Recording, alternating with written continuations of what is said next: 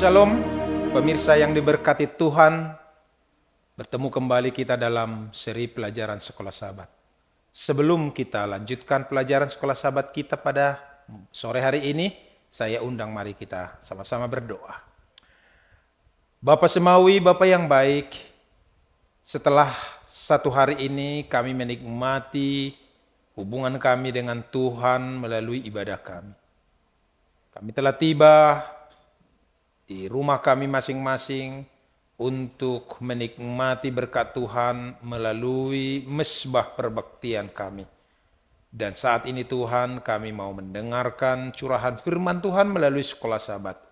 Berkati kami Tuhan, berkati setiap yang mendengarkan agar dapat merasakan curahan berkat Tuhan melalui hubungan kami yang akrab dengan-Mu. Terpujilah Engkau Tuhan, di dalam nama Yesus kami berdoa. Amin.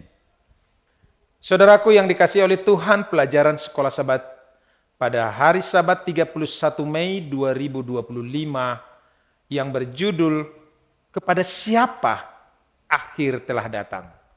Saudaraku yang dikasihi Tuhan Yesus, untuk melanjutkan pelajaran Sekolah Sabat kita, mari kita baca pelajaran ini pada pekan ini dalam buku kitab Wahyu 6 ayat 12 sampai 17, Matius 24 ayat 36 sampai 44, Keluaran 6 ayat 1 sampai 8, 2 Petrus 2 ayat 4 sampai 11, Kejadian 18 ayat 17 sampai 32, dan juga buku Daniel 7 ayat 9 sampai dan 10.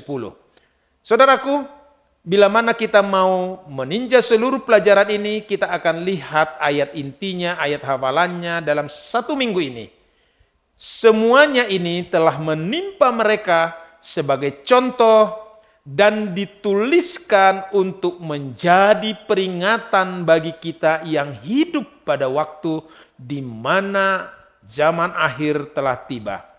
Sebab itu, siapa yang menyangka bahwa ia teguh berdiri, hati-hatilah supaya ia jangan jatuh. Dikutip dari 1 Korintus 10 ayat 11 sampai 12.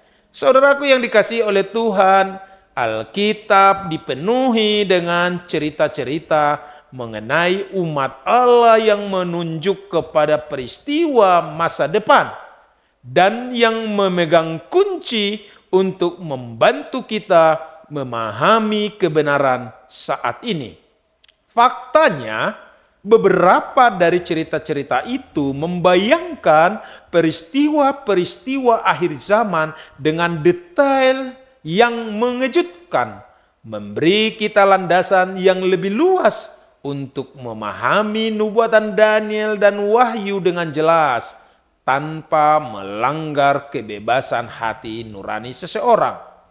Tuhan mengarahkan peristiwa-peristiwa dengan cara yang cocok, dengan sempurna, dengan apa yang telah diramalkan para nabi akan terjadi di akhir zaman. Beberapa dari cerita-cerita penting ini sudah jelas, karena perjanjian baru merujuknya secara khusus dalam menggambarkan peristiwa-peristiwa akhir zaman, Sodom dan Gomora, air bah, dan lain-lain. Yang lain membutuhkan pemikiran dan eksplorasi yang cermat untuk menggali dari mereka kebenaran yang telah diberikan kepada kita dalam firman Tuhan. Selama beberapa pekan ke depan, kita akan menelusuri sejumlah cerita penting untuk melihat apa yang mungkin mereka katakan tentang peristiwa-peristiwa seperti kedatangan kedua, penghakiman investigasi, krisis terakhir, dan banyak lagi.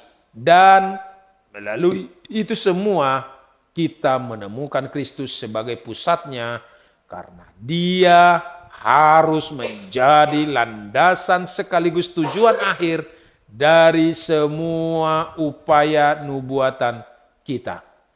Saudaraku, untuk itu marilah pelajari pelajaran pekan ini untuk persiapan pada hari Sabat, yaitu 7 Juni yang akan datang.